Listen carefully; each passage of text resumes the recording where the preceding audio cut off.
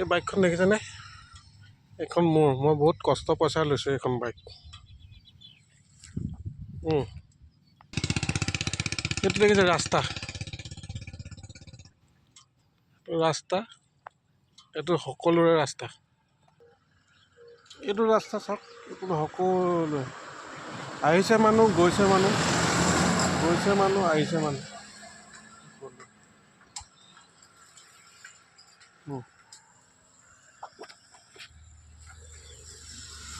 এখন হ'ল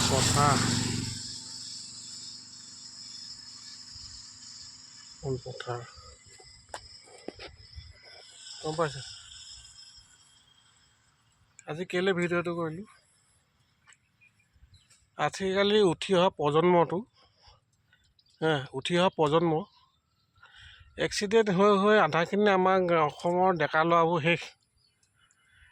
100% 50% এক্সিডেণ্ট হৈয়ে মৰিলে, 50% আছে।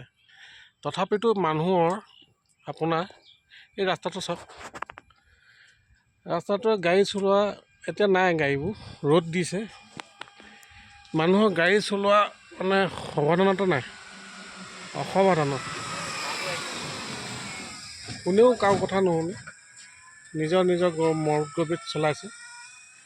এতিয়া প্ৰজন্মটোতো নিজৰ পকেটৰ পইচা নিজৰ কষ্ট কৰি বাইক এখন ল'বই নোৱাৰে। সেইফালে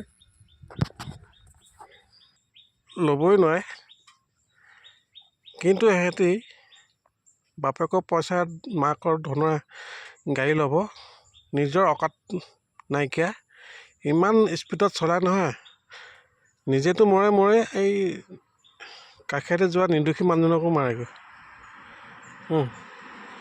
এনেকুৱাই মানুহ, এনেকুৱাই হাৰামী মানুহ। সিহঁতৰ নিজে অকাত নাইকিয়া মানুহ, কিন্তু গাড়ীখন নিজৰ অকাতত চলাব নাজানে। এনেকুৱা অকাত নাইকিয়া আজিকালি উঠি অহা প্ৰজন্মবোৰ, মানে হ'ব নোৱাৰি আৰু।